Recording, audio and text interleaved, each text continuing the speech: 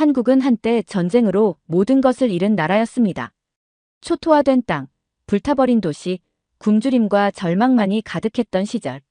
그 작은 나라가 지금 동북아시아의 심장이자 세계 경제와 기술 혁신의 선두주자로 떠오른 비결이 무엇인지 궁금하지 않으신가요?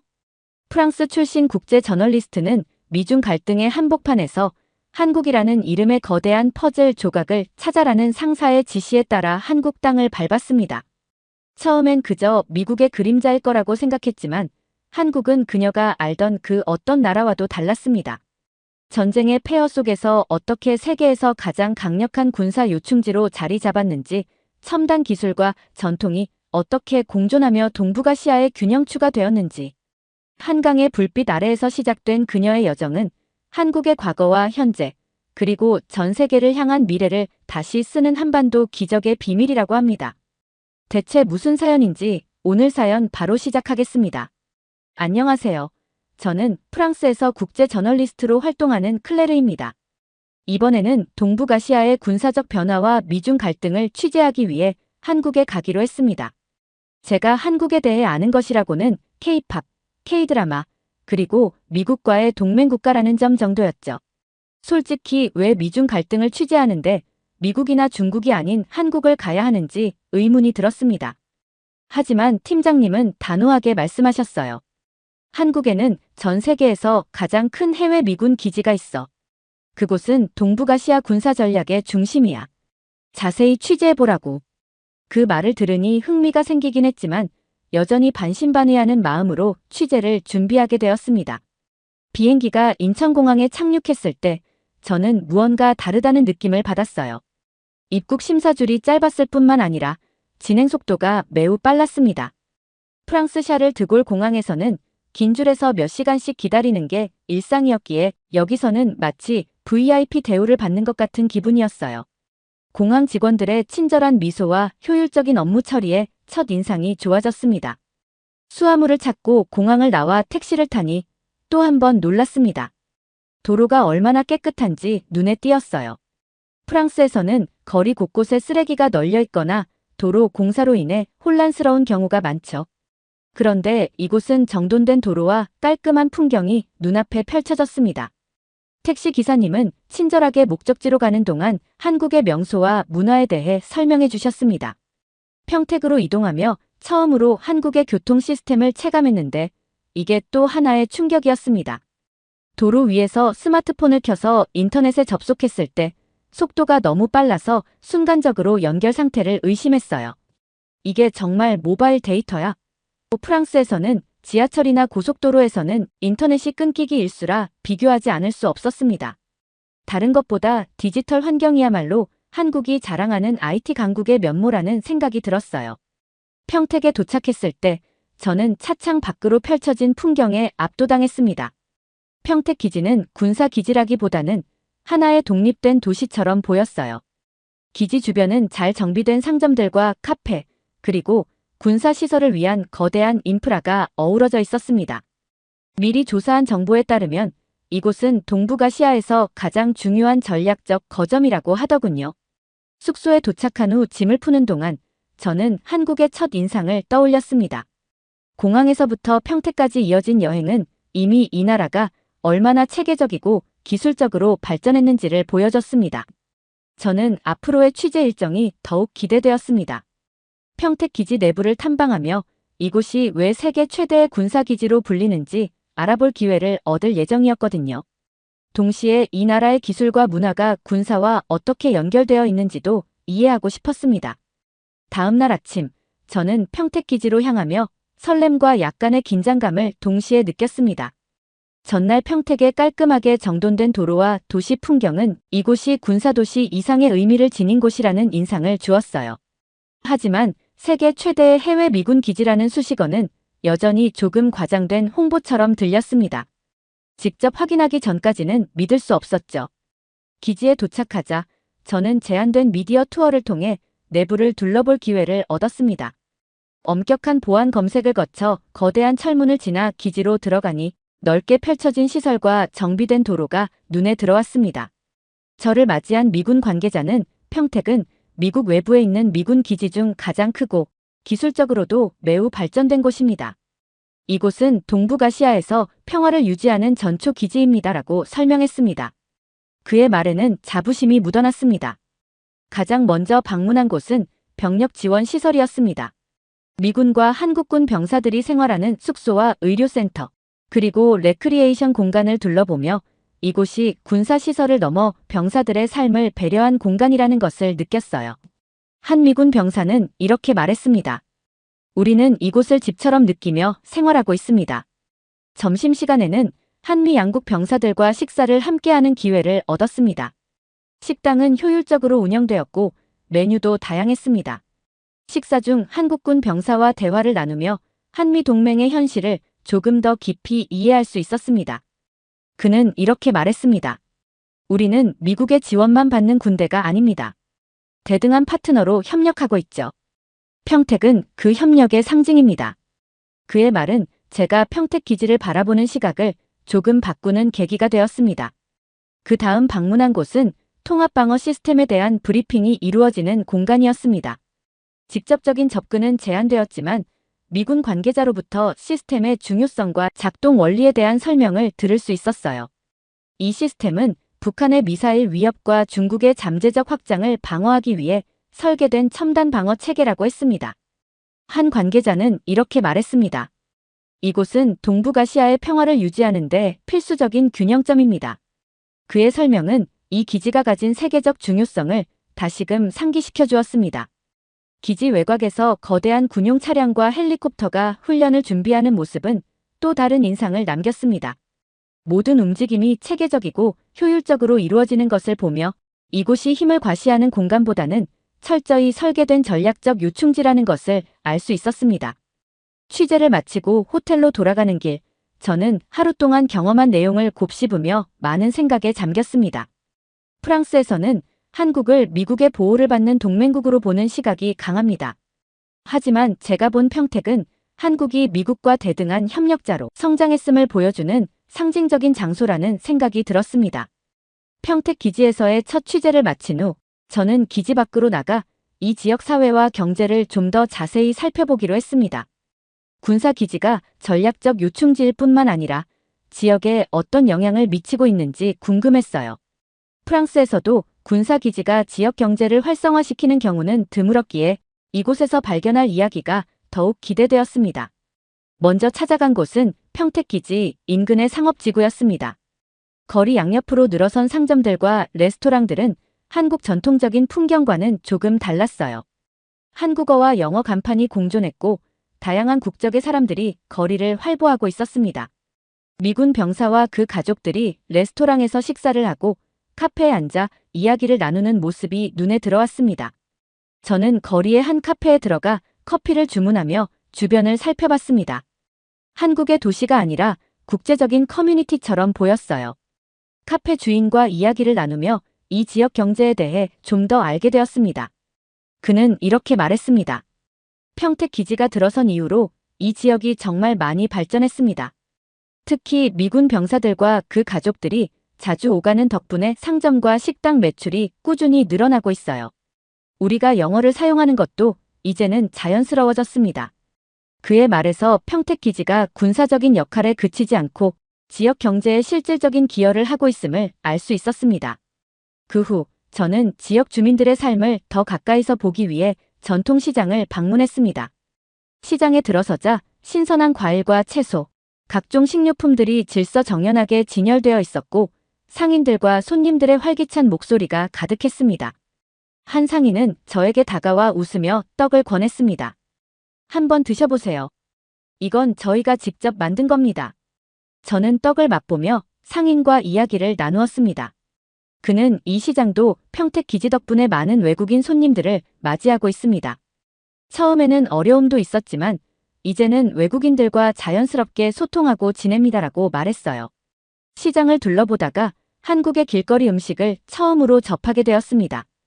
떡볶이와 어묵 같은 소박한 음식들이었지만 그 맛은 놀랍도록 깊고 매력적이었어요.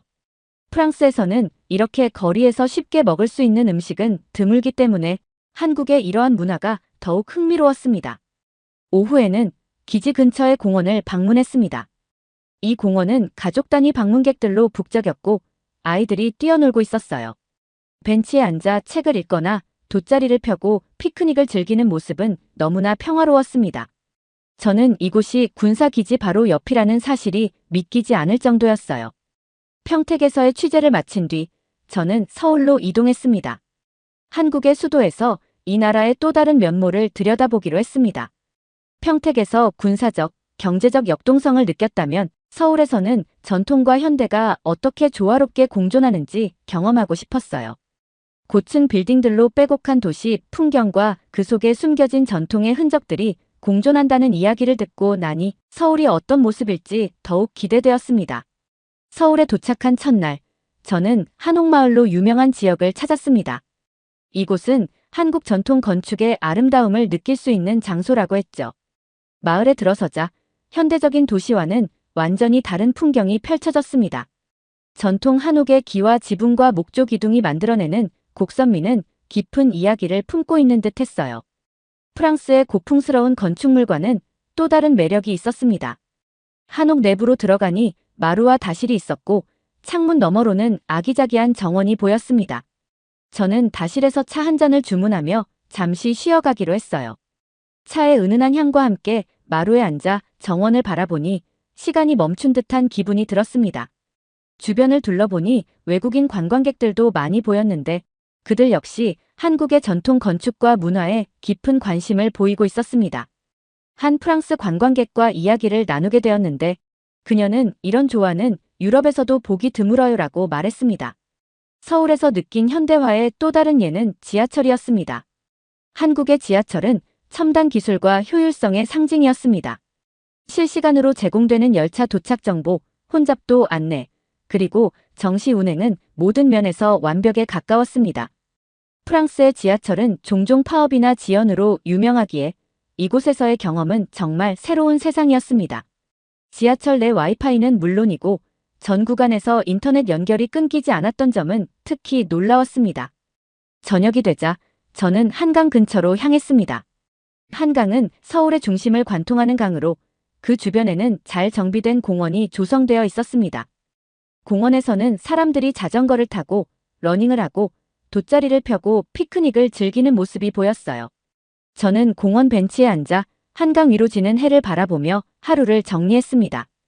이곳에서 느껴지는 평온함은 도시의 번잡함 속에서도 사람들이 여유를 찾을 수 있는 공간이 있다는 것을 보여주고 있었죠.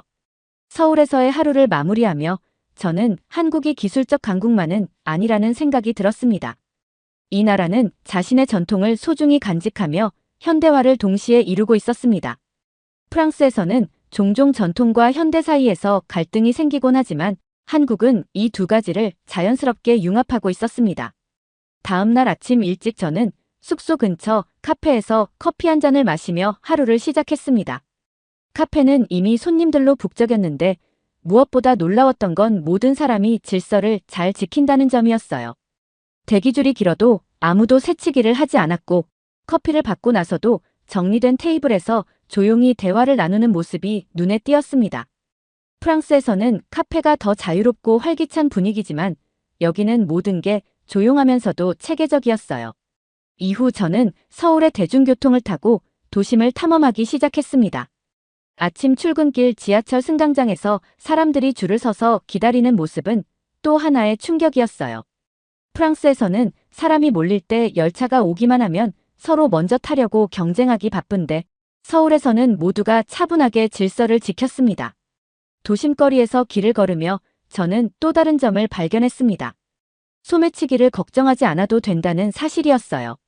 프랑스 파리에서는 항상 가방을 앞으로 메고 지켜야 한다는 불안감이 있었지만 이곳에서는 그런 걱정을 하지 않아도 됐습니다. 거리에서 핸드폰을 꺼내 들고 걸어가거나 사진을 찍는 사람들이 있었는데 그 누구도 주변을 의식하지 않는 모습이 인상 깊었습니다. 오후에 숙소 근처에서 만난 한 시민과 대화를 나눌 기회가 있었습니다. 그는 서울의 안전에 대해 이렇게 말했습니다. 한국은 사람들이 서로를 신뢰할 수 있는 환경을 만드는데 많은 노력을 기울였어요. 우리가 이렇게 안전하게 살아가는 것도 그 덕분입니다. 그의 말은 제가 하루 종일 느꼈던 모든 경험을 요약하는 듯 했습니다. 서울에서의 하루는 제게 큰 교훈을 남겼습니다. 기술적으로나 경제적으로 발전하는 것도 중요하지만 사람들이 서로 믿고 살아갈 수 있는 환경을 만드는 것이야말로 진정한 발전이라는 사실이었어요. 저는 이런 깨달음을 프랑스 독자들과 공유해야겠다고 다짐하며 숙소로 돌아왔습니다. 서울에서의 다채로운 일상을 경험한 후 저는 다시 국제 정치에 집중하기 위해 새로운 취재를 시작했습니다. 이번엔 한국이 미중 갈등과 동북아시아에서 어떤 역할을 하고 있는지, 그리고 한미 관계가 현재 국제 정세에서 어떤 의미를 가지는지를 깊이 이해하고자 했어요. 이 과정에서 저는 트럼프의 대북 정책과 한국의 역할에 대한 새로운 사실들을 알게 되었습니다. 먼저 트럼프의 대북 정책에 대한 전문가 인터뷰가 있었습니다. 한 관계자는 이렇게 설명했습니다. 트럼프는 북한의 핵을 절대 용납할 수 없다는 입장을 견지하고 있습니다. 그가 집권할 당시 북한 비핵화를 목표로 한 외교적 시도는 물론이고 필요시 강경책을 쓸 가능성도 있었죠. 한국 입장에서는 이런 트럼프의 정책이 양날의 검이 될 수 있습니다. 강한 대북 압박은 안보에 도움이 되지만 자칫 잘못하면 지역 긴장이 고조될 수 있으니까요. 이 대화를 통해 트럼프의 대북 정책이 미국과 북한의 문제를 넘어서 동북아 전체의 안보 구조에 영향을 미친다는 것을 깨달았습니다. 특히 한국의 대응 방식이 향후 한미 동맹의 형태를 크게 좌우할 수 있다는 점은 흥미로웠습니다. 전문가의 말처럼 한국의 선택이 미국의 협력을 이끌어낼지 혹은 한국을 외교적으로 고립시킬지는 아직도 풀리지 않은 질문으로 남아 있었습니다. 또한 취재 과정에서 주한미군 주둔 비용 분담 문제도 중요한 이슈로 떠오르고 있음을 알게 되었습니다. 트럼프는 과거 한국에게 방위비 분담을 대폭 늘리라고 요구했는데 이는 한국 내에서도 논란이 많았습니다. 현재 한국은 약 1조 4천억 원을 부담하고 있지만 미국은 이를 더 늘리길 원했죠. 이 문제는 비용의 문제가 아닙니다. 한 한국 군사 전문가가 제게 말했습니다. 이는 한국과 미국 간 동맹의 신뢰와 직결됩니다. 방위비 협상이 돈이 아니라 동맹국으로서의 한국의 역할과 책임을 묻는 상징적인 문제로 작용하고 있는 거죠. 이 말을 들으며 방위비 협상이 한미 관계를 넘어 국제적 외교의 상징으로도 작용할 수 있다는 점을 깨달았습니다. 한편 북한의 내구성 문제에 대한 취재도 흥미로웠습니다. 여러 전문가들이 공통적으로 언급한 것은 북한 체제가 점점 더 불안정해지고 있다는 점이었어요. 김정은의 건강 악화와 후계 구도의 불안정성은 북한 정권의 지속 가능성에 의문을 제기했습니다. 특히 김정은의 여동생인 김여정이 실질적인 리더십을 발휘하기에는 한계가 있다는 분석도 있었습니다. 북한의 체제는 김정은 개인의 상태와 직결되어 있습니다. 후계 구도가 명확하지 않다는 점은 북한 체제의 큰 위험 요소입니다. 한 북한 전문가의 말은 김정은 이후에 북한이 동북아 정세에 어떤 충격을 줄지 생각하게 만들었습니다. 또한 취재하며 알게 된 미중 갈등에서의 한국의 역할도 흥미로운 발견이었습니다. 평택기지는 미군의 육군, 공군, 해군이 모두 결집된 전략적 요충지로 미중 갈등의 최전선에 있는 거점입니다. 평택은 군사적 거점이 아니라 동북아의 균형을 유지하는 데 필수적인 장소라는 평가를 받고 있었죠. 한 전문가는 이렇게 말했습니다. 한국은 미중 간 긴장이 고조될수록 전략적 가치를 높이고 있습니다. 평택기지는 그 중심에 있습니다. 저는 이 나라가 왜 이런 국제적 역할을 수행할 수 있는지 더 깊이 알아보기로 했습니다. 한국이 지리적 위치 덕분에 주목받는 나라가 아니라 경제적, 기술적 강점이 이를 뒷받침하고 있다는 점이 흥미로웠어요. 저는 한국의 IT 산업 중심지인 판교를 방문했습니다. 이곳은 한국의 실리콘밸리라 불리는 곳으로 첨단 기술과 창의적 에너지가 공존하는 공간이었어요. 자율주행 셔틀버스가 도로를 달리고 AI 스타트업들이 기술을 선보이는 모습을 보며 한국이 왜 IT 강국으로 평가받는지 제대로 실감할 수 있었습니다. 판교에서 만난 한 스타트업 CEO는 이렇게 말했습니다. 한국은 작은 나라지만 빠른 적응력과 실행력을 가지고 있습니다. 우리는 기술이 혁신에 그치지 않고 실제로 사람들의 삶을 변화시키는데 초점을 맞춥니다. 그의 말은 한국 기술의 철학을 잘 보여주었고 이는 곧 한국이 국제사회에서 인정받는 이유 중 하나임을 깨닫게 해줬습니다. 한국 경제의 강점도 빼놓을 수 없었습니다. 반도체 산업에서 세계적인 위치를 차지하고 있는 삼성과 SK하이닉스, 전기차와 자율주행 기술로 주목받는 현대자동차, 그리고 글로벌 시장에서 영향력을 확대하고 있는 LG전자는 한국이 제조업 강국에 머물지 않고 기술과 혁신을 중심으로 성장하고 있음을 보여줬습니다. 한 경제 전문가는 저에게 이렇게 설명했습니다. 한국은 경제적으로 압박을 받을 때마다 이를 기회로 전환해 왔습니다. 미중 갈등 속에서도 한국은 기술 혁신과 협력을 통해 자신만의 길을 개척하고 있어요. 특히 한국의 반도체 산업은 미중 갈등에서도 중요한 카드로 작용하고 있었습니다. 한 관계자는 이렇게 말했습니다. 한국의 반도체는 미국과 중국 모두에게 필수적입니다. 한국은 이 기술을 통해 국제 경제의 중요한 연결고리로 자리 잡고 있습니다. 이 말은 한국이 미중 사이에 낀 약소국이 아니라 기술적 강점을 활용해 세계적 영향력을 확대하고 있다는 사실을 잘 보여줬습니다. 한 경제학자는 한국 사회의 성공 비결을 이렇게 설명했습니다. 한국은 기술과 경제 성장뿐만 아니라 사회적 안정성을 유지하며 발전해 왔습니다. 이 균형이 한국이 국제사회에서 중요한 역할을 맡을 수 있는 이유입니다. 그의 말처럼 한국의 발전은 숫자로 표현할 수 없는 사회적 가치를 포함하고 있었습니다. 한국에 도착하기 전 저는 이 나라가 겪어온 역사를 자세히 알지 못했습니다. 단지 경제적으로 빠르게 성장한 나라라는 점만 알고 있었죠. 하지만 취재를 진행하며 알게 된 한국의 과거는 제게 큰 충격과 감동을 주었습니다. 인터뷰를 진행하던 학자의 추천으로 서울의 한 역사관을 방문했을 때 한국 전쟁 당시의 기록 영상을 보게 되었습니다. 화면 속에 비친 전쟁의 참혹함과 폐허가 된 도시의 모습은 너무나 생생해서 눈을 뗄 수 없었어요.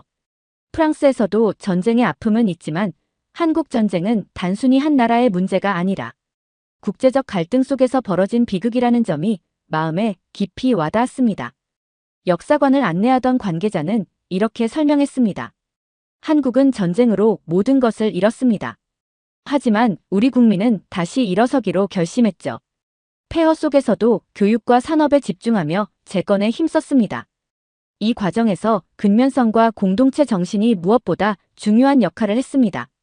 그의 설명을 들으며 저는 이 나라가 현재의 성공을 이루기까지 얼마나 많은 희생과 노력을 감내했는지 이해할 수 있었습니다.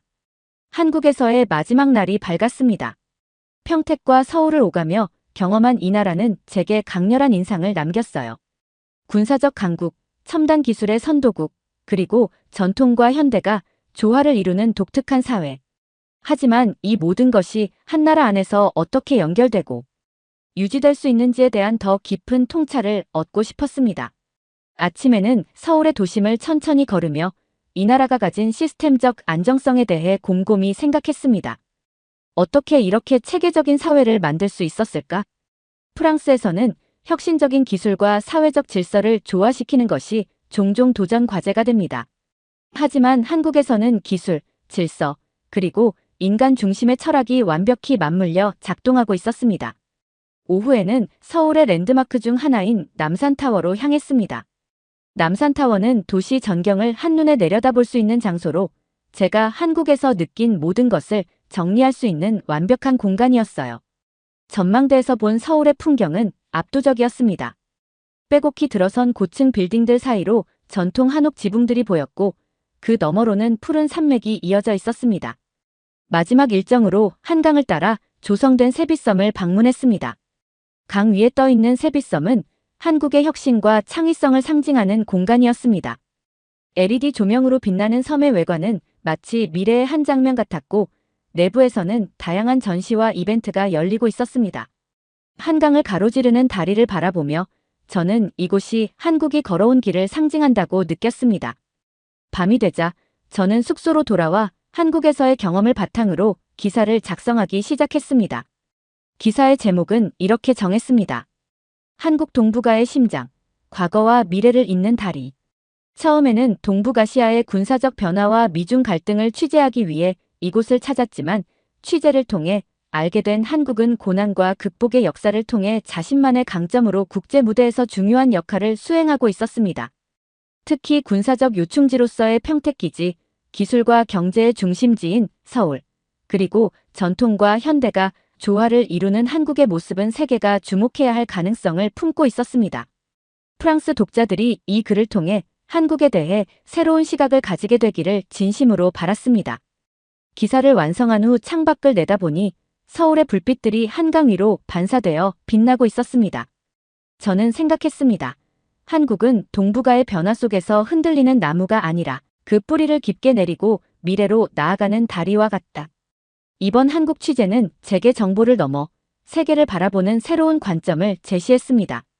앞으로도 이 나라가 어떤 모습으로 동북아시아와 세계 속에서 더 큰 역할을 해나갈지 기대됩니다. 한국에서의 시간은 끝났지만 이 나라가 제게 남긴 인상은 오래도록 지속될 것 같습니다. 두 번째 사연 시작합니다. 우리 폴란드는 절대로 한국 무기를 우크라이나에게 지원할 수 없습니다. 우크라이나를 돕고 싶은 마음은 크지만 폴란드의 방어가 최우선입니다. 우리의 세금으로 구입한 이 무기들은 폴란드의 안보를 위해 필수적이며 그 어떤 상황에서도 우리 국민의 안전을 지키기 위해 우리의 소중한 한국산 무기를 보유해야 합니다. 라고 폴란드 두다 대통령이 공식적으로 국민들 앞에서 이야기했다고 합니다. 대체 무슨 사연일지 오늘 사연 바로 시작하겠습니다. 안녕하세요. 저는 폴란드 방산 컨설턴트 카롤입니다. 요즘 저와 동료들, 그리고 폴란드 국민들이 느끼는 긴장감은 어느 때보다 강렬합니다. 과거의 전쟁은 역사의 한 장면일 뿐이라고 생각했던 날들이 있었습니다. 하지만 지금 러시아의 위협이 우리 눈앞에 바짝 다가온 지금 전쟁의 공포가 현실이 될 수도 있다는 생각이 날마다 우리를 조여옵니다. 러시아는 이미 우크라이나를 침공했습니다. 그 다음 타깃이 우리 폴란드가 될 수도 있다는 사실을 외면할 수 없습니다. 국민들은 불안해하고 저 역시 마찬가지입니다. 폴란드의 안보 체계를 전면적으로 강화해야 한다는 절박함이 뼛속 깊이 스며들고 있습니다. 그러던 중 우리는 예상치 못한 해결책을 발견했습니다. 바로 한국이라는 나라의 무기였죠. 처음 한국산 무기에 대한 이야기를 들었을 때 솔직히 말해 저는 큰 기대를 하지 않았습니다.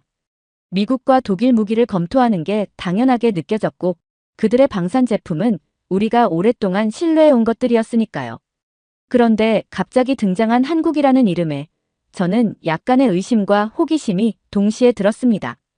한국은 제가 알기로 한때 전쟁의 폐허에서 일어선 나라였습니다. 그런 나라가 이제는 자주국방을 넘어서 전차와 자주포를 만드는 강국이 되었다니 과연 믿을 수 있을까요?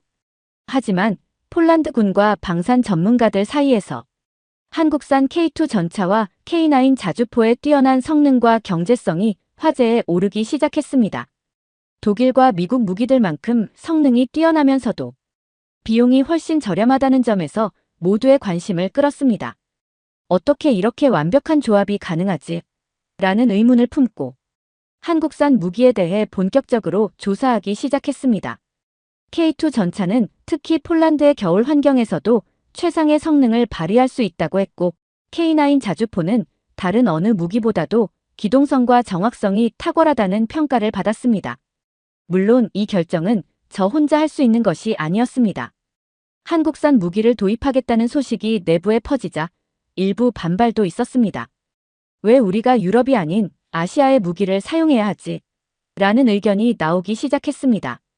전통적인 유럽 무기를 고집하는 이들에게는 한국산 무기가 생소하고 조금은 낯설었을 것입니다.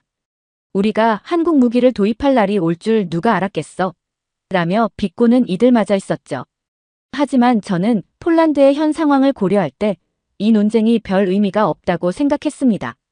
폴란드는 지금 당장 자신을 지킬 수 있는 무기가 필요했습니다. 저에게 중요한 것은 이 무기들이 우리 국민을 보호할 수 있느냐는 것이었습니다. 그래서 저는 한국산 무기, 특히 K2 전차와 K9 자주포에 대해 더 깊이 알아보기 위해 방산 세미나에 참석하게 되었습니다. 이 세미나는 폴란드 방산 관계자들을 대상으로 한국 무기의 성능과 특징을 설명하는 자리였고 한국 기술진이 직접 폴란드의 지형, 기후, 작전 방식에 맞춘 커스터마이징 방안을 소개하겠다고 해서 저 또한 큰 기대를 가지고 참석했습니다. 한국 기술진의 설명이 시작되자마자 저와 동료들은 그들이 우리 상황을 얼마나 깊이 이해하고 있는지 느낄 수 있었습니다.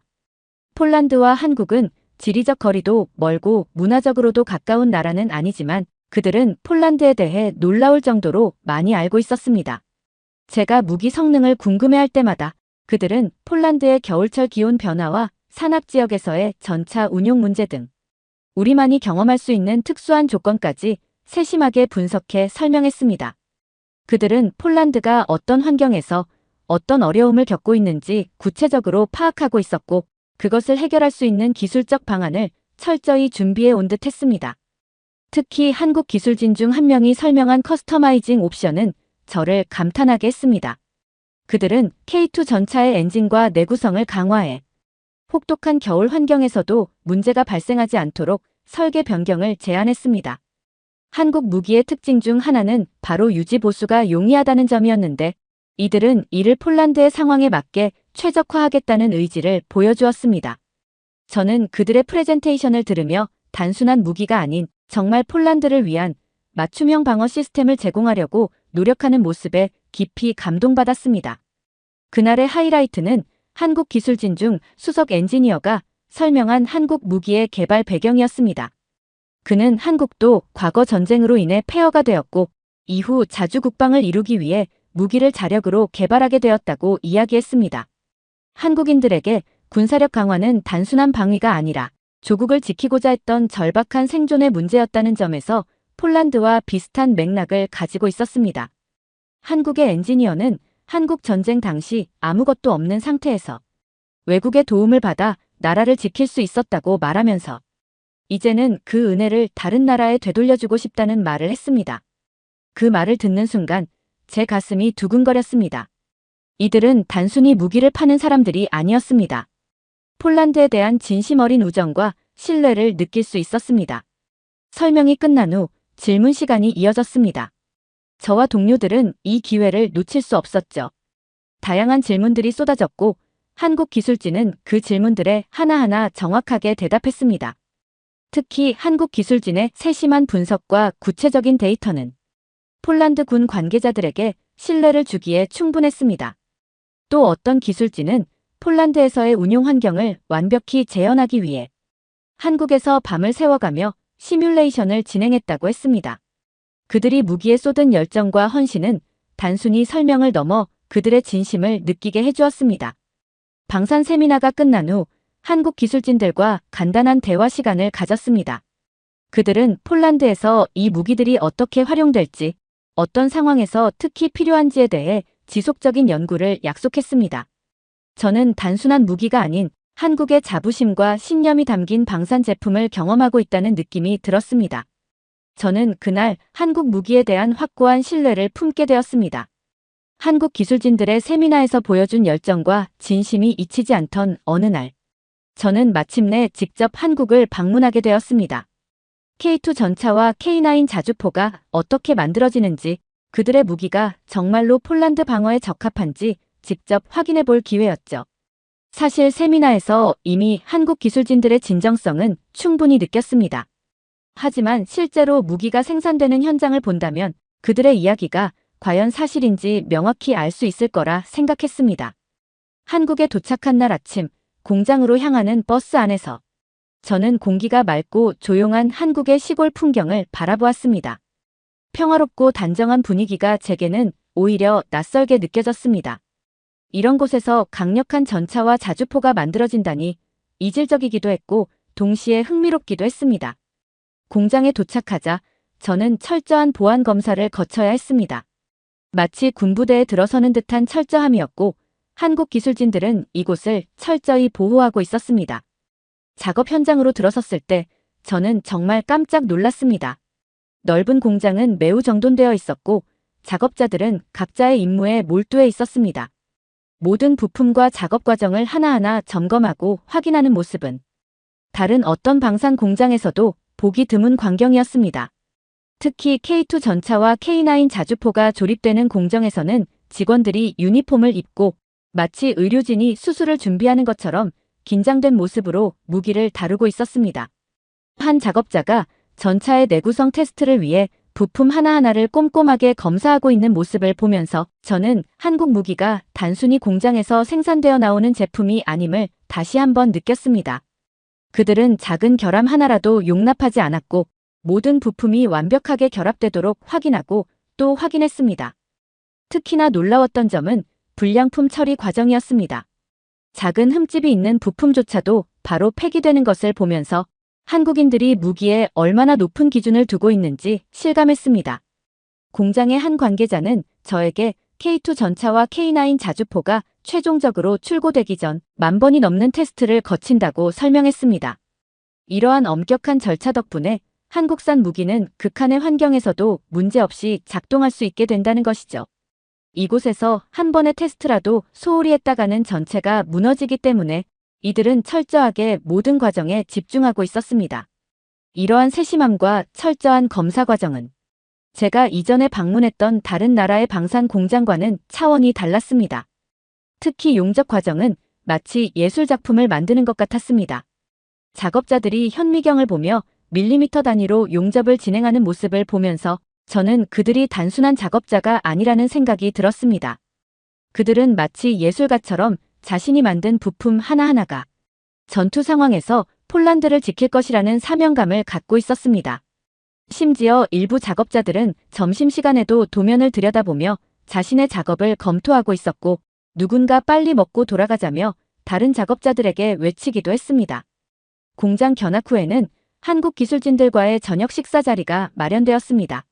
저는 그들과 한국 무기의 비전과 폴란드를 위한 맞춤형 설계에 대해 더 깊이 이야기할 기회를 가졌습니다.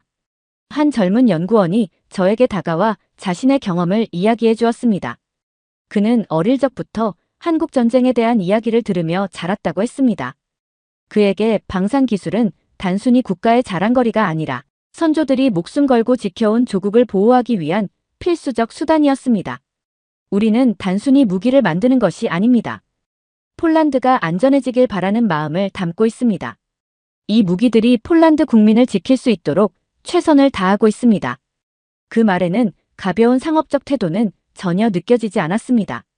저는 그들의 진심을 깊이 느꼈고 한국 무기가 폴란드 방어의 든든한 자산이 될 것임을 확신하게 되었습니다. 저는 한국을 떠나기 전 다시 한번 공장을 둘러보았습니다. 출고를 기다리는 K2 전차와 K9 자주포가 폴란드로 향할 준비를 하고 있는 모습을 보며 마치 이들이 폴란드의 새로운 방패가 되어줄 것이라는 강한 느낌이 들었습니다. 한국 공장에서의 감동이 채 가시기도 전에 드디어 한국산 K2 전차와 K9 자주포가 폴란드에 도착하는 순간을 맞이하게 되었습니다. 폴란드로 들어온 한국 무기들은 처음으로 폴란드의 혹독한 겨울 환경에서 성능 테스트를 받게 될 예정이었습니다. 저는 물론이고 폴란드 군 관계자들도 한국 무기가 실제로 이곳에서 얼마나 안정적으로 작동할 수 있을지 궁금해하며 기대와 불안이 섞인 표정을 하고 있었습니다. 이 테스트는 한국산 무기의 진가를 드러낼 중요한 순간이었고 저는 모든 순간을 지켜보겠다고 마음먹었습니다. 겨울이 깊어가는 폴란드의 기온은 영하 20도를 훌쩍 넘겼습니다. 우리 군은 이 혹한 속에서도 K2 전차와 K9 자주포가 성능을 유지할 수 있을지 확인하려 했습니다. 많은 이들이 반신반의하는 시선으로 무기를 바라보며 한국 기술진들도 긴장한 듯 보였습니다. 혹독한 환경 속에서 시작된 테스트에서 K2 전차는 처음부터 주행성과 기동성을 선보였습니다. 눈길과 얼음 위에서도 안정적으로 움직이는 모습은 예상보다도 훨씬 인상적이었습니다. 우리 군 관계자들은 고개를 끄덕이며 K2 전차의 움직임에 점점 신뢰감을 가지기 시작했습니다. 그러나 가장 흥미로웠던 장면은 K9 자주포의 사격 테스트였습니다. 영하의 날씨에서 정밀한 사격이 가능한지 시험하는 과정이었죠. 결과는 놀라웠습니다.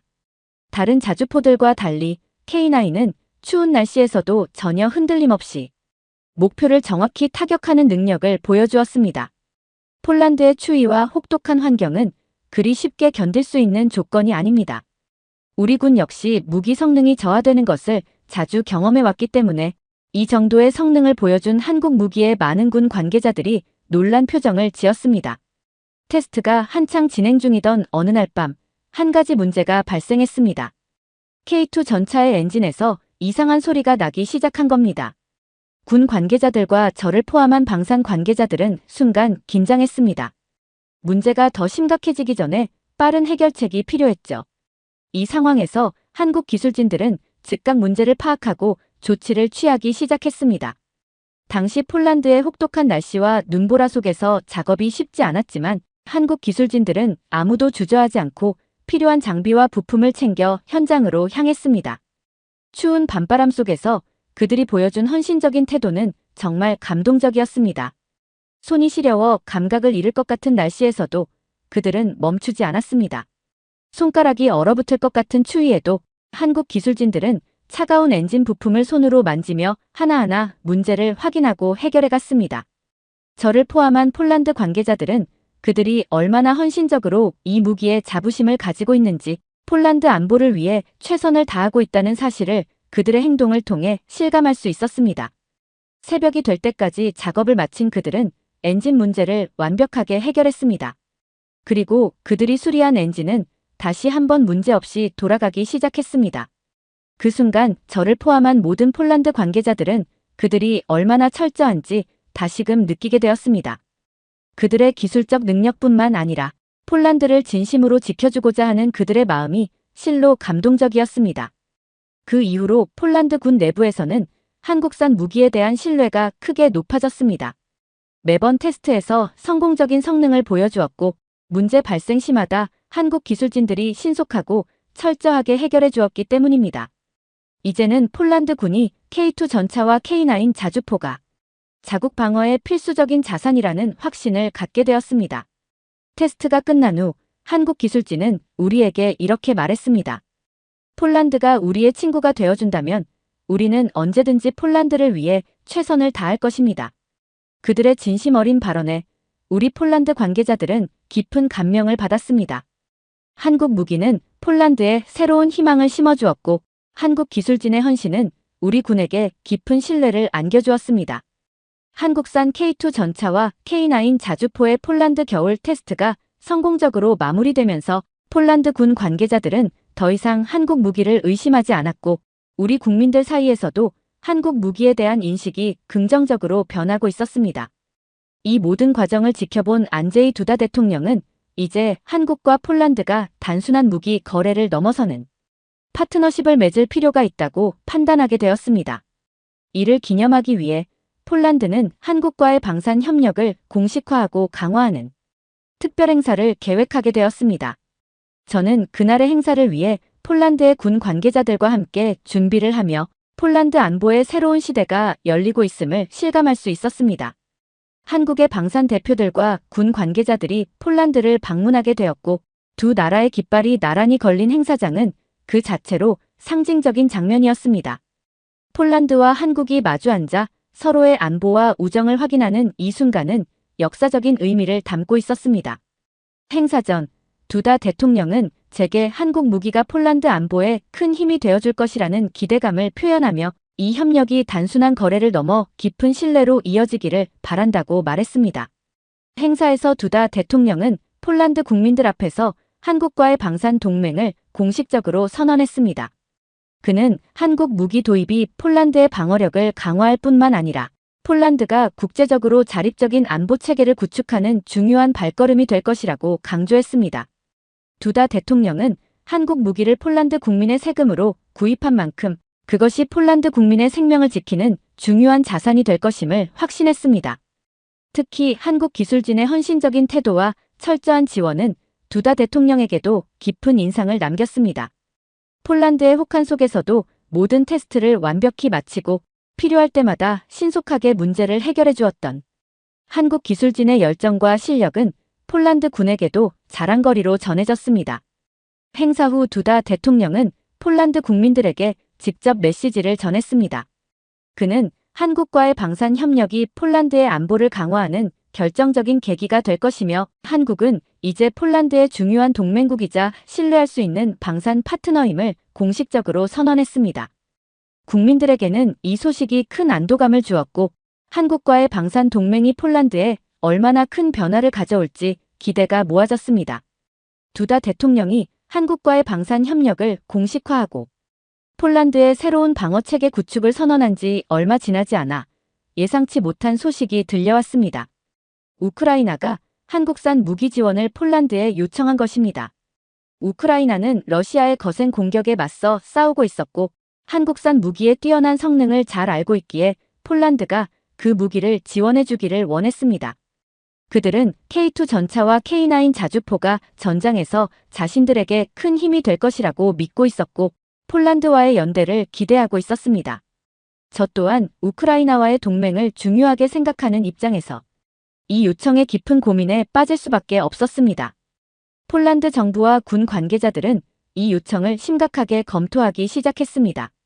우크라이나를 돕고 싶다는 마음은 굴뚝 같았지만 문제는 우리가 그들에게 제공할 무기가 폴란드 방어의 핵심 자산이 된 K2 전차와 K9 자주포라는 점이었습니다. 이제는 단순한 방산 제품이 아닌 폴란드 안보의 필수적인 존재가 된 한국산 무기를 내어준다는 것은 폴란드 자체 방어력을 약화시키는 결과를 초래할 수 있었습니다. 두다 대통령을 포함한 정부 관계자들은 깊은 고민에 빠졌고 저 역시 밤마다 이 결정을 두고 많은 생각을 했습니다. 이러한 고민 속에서 두다 대통령은 폴란드 국민들에게 우리의 선택이 무엇을 의미하는지 솔직히 설명할 필요가 있다고 판단했습니다. 그는 국민들에게 우크라이나를 돕고 싶은 마음은 크지만 폴란드의 방어가 최우선이라는 입장을 밝혔습니다. 우리의 세금으로 구입한 이 무기들은 폴란드의 안보를 위해 필수적이며 그 어떤 상황에서도 우리 국민의 안전을 지키기 위해 보유해야 한다는 것이 그의 확고한 입장이었습니다. 폴란드 내부에서도 이 결정을 두고 다양한 반응이 있었습니다. 일부 국민들은 우크라이나를 돕지 못해 안타깝다는 의견을 내기도 했지만 대부분의 폴란드 국민들은 이 결정을 지지했습니다. 러시아의 위협이 계속되는 상황 속에서 우리가 우리의 방어력을 지키는 것이 무엇보다 중요하다는 인식이 깊이 자리 잡고 있었기 때문입니다. 두다 대통령은 국민들에게 우리의 방산 동맹인 한국이 이 무기들을 개발하고 폴란드에 제공하기까지 얼마나 큰 헌신을 보였는지 다시금 상기시켰습니다. 그는 한국 기술진들이 혹한의 조건에서도 우리의 방어 체계가 약해지지 않도록 최선을 다해 지원해 주었던 일화를 언급하며 이 무기들이 단순한 군사 장비가 아니라 우리와 한국의 신뢰와 협력을 상징하는 자산임을 강조했습니다. 저 역시 이 결정을 지켜보며 마음이 무거웠습니다. 우크라이나를 돕고 싶은 마음이 있었으나 폴란드의 방어력이 무엇보다 중요하다는 현실을 부정할 수 없었습니다. 두다 대통령은 우리의 방어력이 약해지면 결과적으로 폴란드뿐만 아니라 우리 주변국들에도 위협이 될 수 있다는 점을 강조했습니다. 또한 한국과 맺은 방산 동맹을 지속하며 폴란드 방어에 필수적인 이 무기들을 유지하는 것이 폴란드의 안보뿐만 아니라 동유럽 전체의 안정에도 기여할 수 있다는 확신을 전했습니다. 2024년 10월 폴란드군은 나토의 대규모 합동훈련인 스테드패스트 디펜더 2024에 참가했습니다. 이번 훈련은 유럽 방어력 강화를 목적으로 진행된 나토 연합훈련 중에서도 가장 큰 규모로 러시아의 위협을 견제하기 위해 기획된 중요한 행사였습니다. 폴란드는 이 훈련에 한국산 K2 전차와 K9 자주포를 투입하기로 결정했으며 이는 한국 무기가 나토 회원국들 앞에서 성능을 시험받는 첫 번째 기회이기도 했습니다. 폴란드군은 이 훈련을 통해 K2와 K9의 성능을 국제적으로 증명하고 폴란드의 방위력을 전 세계에 알릴 계획이었습니다. 훈련은 폴란드 북부에서 진행되었으며 이미 한낮 기온은 5도를 약간 넘는 정도로 떨어졌고 밤에는 0도까지 내려갔습니다. 체감 온도는 더 낮아져 훈련장에는 서늘한 공기가 가득했으며 나토 동맹국의 장비와 병력들이 이 지역에 모여 다양한 지형과 기후 조건에서 기동성을 시험받게 되었습니다.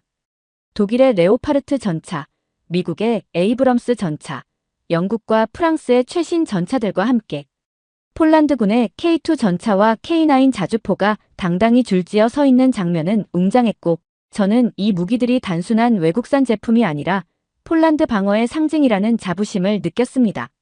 첫 번째 기동훈련이 시작되자 각국의 전차들이 산악과 평원을 가로지르며 신속하게 기동했습니다. 독일의 레오파르트 전차가 강력한 주행 성능을 보이며 출발했지만 미끄러운 진흙과 험난한 바위 지형에서 기동에 어려움을 겪는 모습도 보였습니다. 그러나 한국의 K2 전차는 이와 달랐습니다. 다양한 지형에서도 전혀 흔들림 없이 부드럽게 주행하며 거침없이 장애물을 넘는 모습은 나토 회원국들의 주목을 끌었습니다. 자동 장전 시스템의 신속함과 엔진의 강력한 파워 덕분에 K2 전차는 다른 전차들과 비교해 전혀 뒤처지지 않았고 오히려 안정적이고 신속한 기동력으로 평가받았습니다. 이어진 훈련은 K9 자주포가 참여하는 사격 훈련이었습니다. 나토 훈련장은 다양한 지형과 환경을 반영한 것으로 K9 자주포는 이곳에서 이동하며 목표물에 대한 정확한 사격을 해야 했습니다. 각국의 자주포들이 사격 위치를 잡고 목표물을 조준하는 가운데 K9 자주포는 기동 중에도 목표를 정확하게 타격하며 높은 명중률을 보여주었습니다. 특히 K9 자주포는 다른 자주포들보다 빠르게 사격 준비를 완료했고 발사 속도와 명중률 면에서 나토 관계자들에게 깊은 인상을 남겼습니다. 폴란드군은 K9 자주포가 유사 상황에서 충분히 경쟁력 있는 자산임을 실감했고 나토 관계자들 또한 폴란드의 이 선택을 현명한 결정으로 평가했습니다. 훈련이 절정에 달했을 때 나토 사령부는 돌발 상황을 가정한 긴급 출동 명령을 내렸습니다. 각국의 전차와 자주포가 즉각적인 대응을 요구받는 상황이었죠. 이때 K2 전차는 가장 빠른 시간 안에 긴급 대응 모드로 전환하여 위치를 잡고 출동 준비를 마쳤습니다. 다른 전차들이 출동 준비에 시간을 걸리는 사이 K2 전차는 신속하게 움직이며 전술적 우위를 선점했습니다. 이 장면은 나토 관계자들에게 한국산 전차의 민첩함과 높은 반응 속도를 입증하는 순간이 되었습니다. 훈련이 모두 끝난 후 나토 사령부는 공식적으로 K2 전차와 K9 자주포의 성능에 대해 긍정적인 평가를 내렸습니다. 그들은 한국산 무기가 나토의 기준을 충분히 만족시키며 나토 연합훈련에 지속적으로 투입될 수 있는 가능성을 확인했다고 언급했습니다. 특히 이번 훈련을 통해 한국산 무기가 유럽 방어에 있어서도 중요한 자산이 될 수 있다는 점을 증명했으며 앞으로 나토 훈련에서도 적극 활용될 수 있기를 기대한다고 밝혔습니다. 그날 밤 저와 폴란드 동료들은 훈련장에서 나와 조용히 축배를 들었습니다. 우리는 그동안 한국과의 방산 동맹을 통해 이룬 성과를 돌아보며 한국 무기가 폴란드 방어의 단순한 외국산 무기가 아닌 폴란드 국민의 생명을 지키는 방패로 자리 잡았다는 점을 다시 한번 실감했습니다. 우리에게는 이제 정말로 믿을 수 있는 동맹이 생겼다. 누군가 조용히 내뱉은 이 말에 모든 이들이 고개를 끄덕였습니다. 이제 나토 훈련장에서 검증된 K2 전차와 K9 자주포는 폴란드 군의 중심이 되었고 폴란드 국민들도 이 무기들을 자랑스럽게 여겼습니다. 한국과의 방산 협력은 단순히 군사 장비의 도입을 넘어서 폴란드가 국제적으로 자주 국방의 기틀을 다지는 중요한 기회가 되었고 우리는 이 강력한 파트너십을 통해 더욱 견고한 미래를 다져나갈 수 있음을 확신하게 되었습니다. 이 모든 과정에서 한국의 지원과 헌신이 없었다면 폴란드는 지금의 강력한 방어 체계를 갖추지 못했을 것입니다. 한국의 K2 전차와 K9 자주포는 단순한 무기를 넘어 폴란드 국민의 안전을 지키는 방패가 되었고 한국 기술진의 진심 어린 노력과 열정은 폴란드 국민의 마음에 깊은 감동을 남겼습니다. 한국 여러분, 그리고 모든 방산 관계자 여러분, 진심으로 감사합니다. 여러분의 헌신과 열정 덕분에 폴란드는 더 이상 혼자가 아닙니다. 여러분이 보여준 신뢰와 지원은 폴란드가 자국을 지킬 힘을 얻는데 커다란 힘이 되었습니다. 한국의 무기들은 이제 폴란드 군의 자부심이 되었고 우리는 이 방산 동맹이 앞으로도 더욱 강해지길 바랍니다. 여러분이 폴란드와 함께 해주셔서 진심으로 감사드립니다. 오늘 사연이 재미있으셨다면 구독과 좋아요, 알림 설정까지 부탁드립니다.